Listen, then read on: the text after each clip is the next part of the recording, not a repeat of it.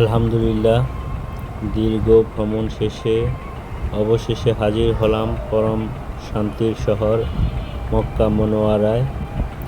গাড়ি থেকে যখন দূরে নজরে ভেসে উঠল সুবিশাল মক্কার ক্লক টাওয়ার, তখন বুকের ভেতরে অদ্ভুত এক ভালো লাগা আর শিহরণ কাজ করছিল।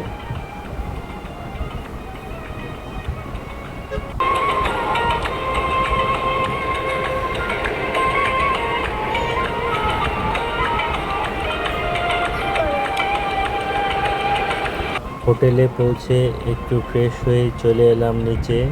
হোটেলের ঠিক পাশেই ব্যস্ত হিজরা রোড, চারপাশে জমজমাট পরিবেশ আর ইবাদতে আকুলতায় মুখরিত চারপাশ।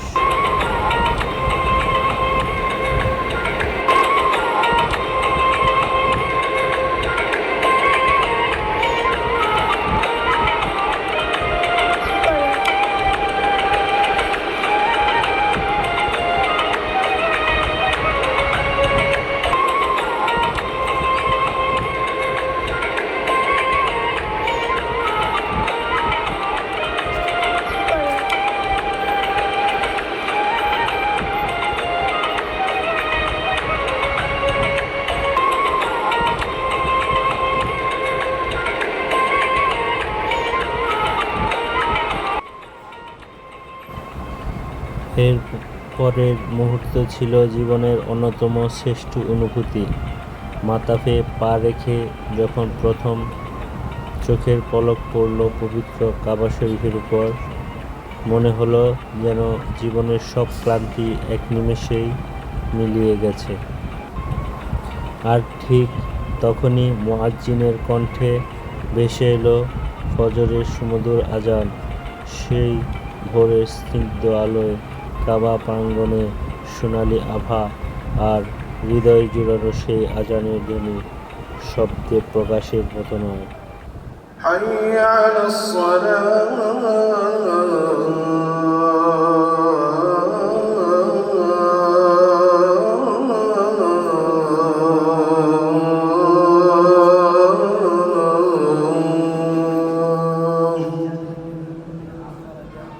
حي على الفلاح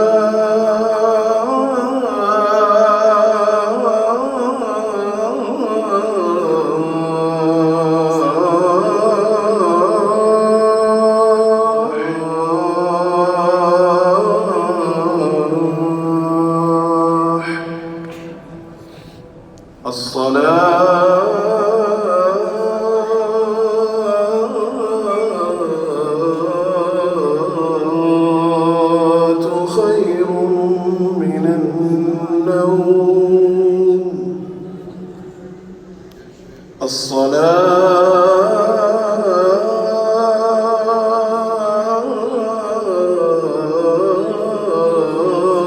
الصلاة خير من النوم. الله أكبر الله. সাফা ও মারোয়া পাহাড়ে শুরু হলো আমার সাই।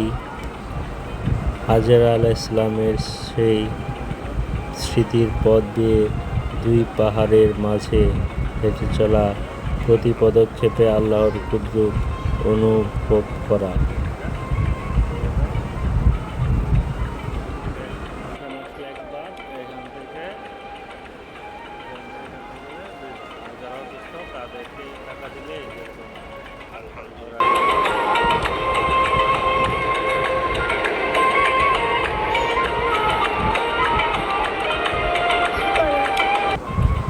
সব আনুষ্ঠানিকতা শেষে মনটাকে এক অদ্ভুত প্রশান্তিতে ভরে নিয়ে কাবা শরীফকে বিদায় জানিয়ে পায়ে হেঁটে ফিরে চলেছি হোটেলের দিকে।